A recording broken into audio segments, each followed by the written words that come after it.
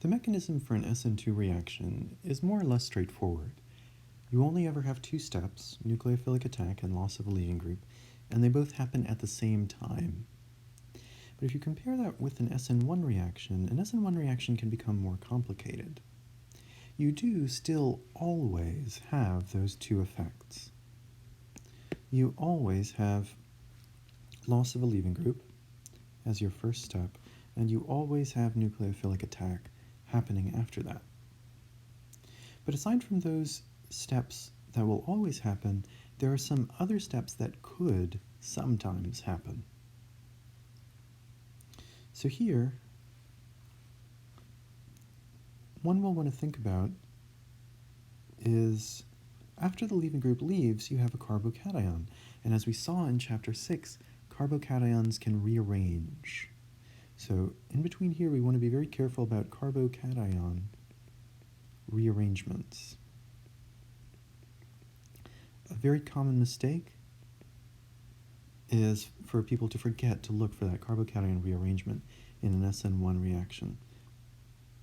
So that is something you want to watch out for.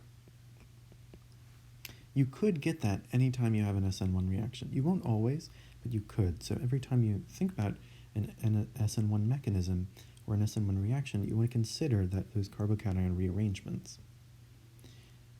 In addition to that, you also have steps before and after the two essential steps.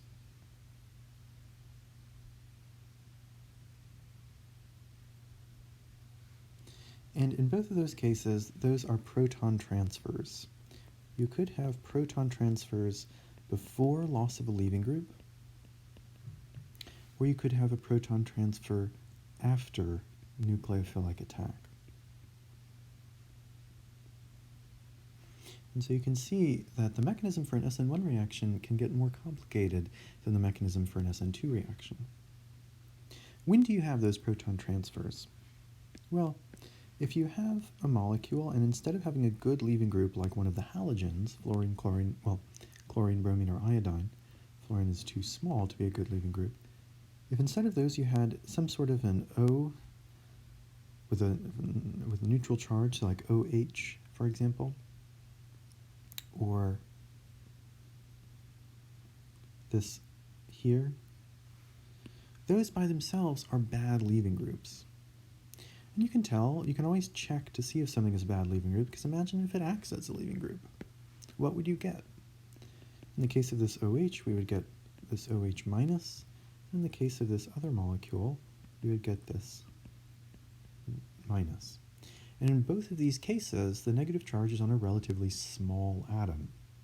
And so those are going to be very reactive species, and they'll just snap right back on to the carbon chain. So the overall effect will be, it will look like they never left. So they're very unstable by themselves, and therefore they are bad leaving groups. Well, if you want to do an SN1 reaction, you have to turn those bad leaving groups into good leaving groups, and you do that with a proton transfer. So you could take some type of acid, here I'll just use H3O+. You could use some type of acid, and the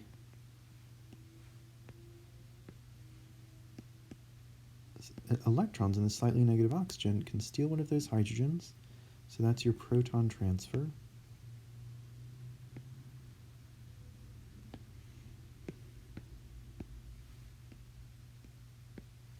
And that would give you a really good leaving group.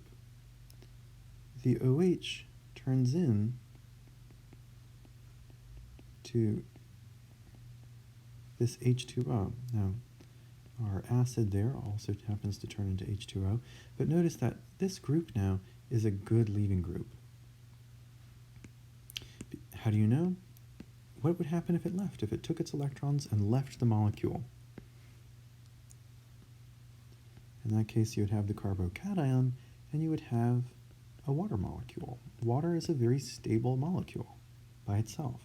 And so, because this is stable after it leaves the molecule, it's a good leaving group. In other words, if you start off with a bad leaving group, you can do a proton transfer and turn your bad leaving group into a good leaving group. So when do you do this proton transfer in the beginning? You do that proton transfer in the beginning when you have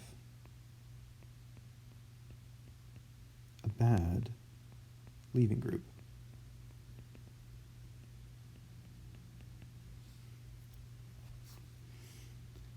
Okay. So that's the proton transfer at the beginning. And how about the proton transfer? Well, and we'll leave it there for now. We'll come back to this schematic, and we'll talk about when you have the proton transfer at the end in a future video, a video that goes through exercises that help you to recognize that. But for now, let's just practice recognizing when we need to do this proton transfer. We've done a bunch of practice drawing a loss of leaving group and nucleophilic attack. In Chapter 6, we did a bunch of practice with carbocation rearrangements. Let's do some practice recognizing when you'll need to have that proton transfer in your mechanism. That's what exercise 718 is all about. It says for each of the following substrates, determine whether an SN1 process will require a proton transfer at the beginning of the mechanism.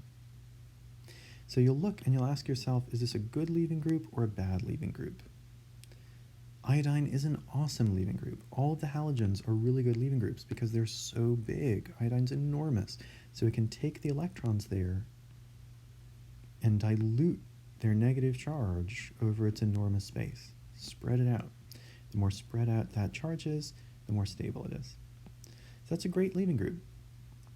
And so this would not require a proton transfer.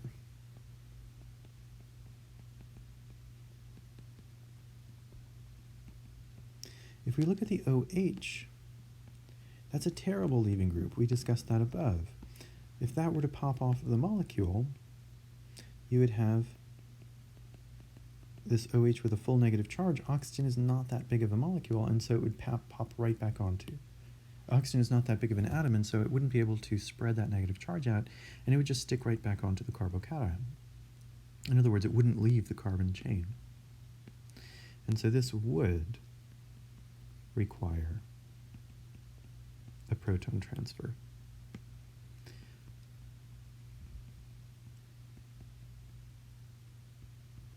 So the thinking we're going through is we're looking for the leaving group. If it's a good leaving group, then it would not require a proton transfer. If it's a bad leaving group, that's something that's not stable after it comes off of the molecule, then it would require a proton transfer. In C, we have a bromine. Bromine is one of the halogens. It's an amazing leaving group. It can take those electrons and spread them out over its enormous size.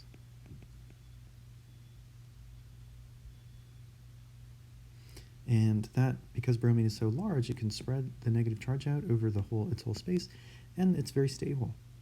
So that's a really good leaving group.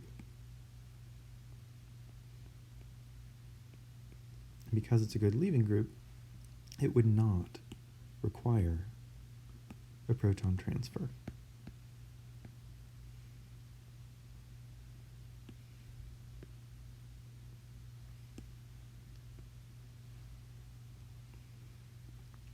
For D, we have an OH, and as we've seen before, OH is a bad leaving group. It's a bad leaving group because it's not very stable. Oxygen's a small atom, and oxygen's a small atom, and so it's not able to spread that negative charge out and stabilize it. So it's a bad leaving group, and it would require a proton transfer. You'd have to get a proton, a hydrogen, on here, and then it's a good leaving group. Then it's water. But as it is, before the proton transfer, it's a bad leaving group. So you need a proton transfer in order to turn that bad leaving group into a good leaving group and get that first step of the SN1 mechanism done. For E, again, we have a bad leaving group. It's that OH. So if you try to imagine that coming off of the molecule, would it be stable or not? it would not be stable because OH is a bad leaving group. The oxygen is a small atom trying to fit a full negative charge in itself. So because it's a bad leaving group, you would need a proton transfer to turn it into a better leaving group. Smack a proton on here, smack a hydrogen on there, and it turns into water, and water is very stable once it leaves, so water is a good leaving group. The OH is a bad leaving group. So bad leaving groups require a proton transfer.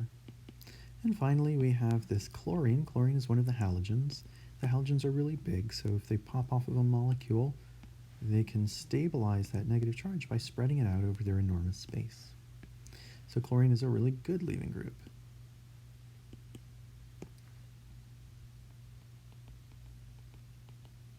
It's able to spread the charge out over its enormous space, so that's a good leaving group, and so that would not require a proton transfer.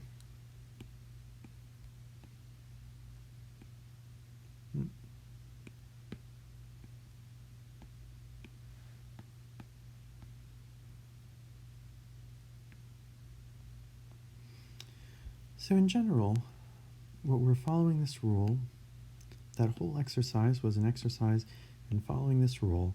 You do that proton transfer in the beginning only when you have a bad leaving group. And you can tell when you have a bad leaving group because it will not be stable when it comes off of the molecule. So you have a good leaving group, you don't have to do the proton transfer.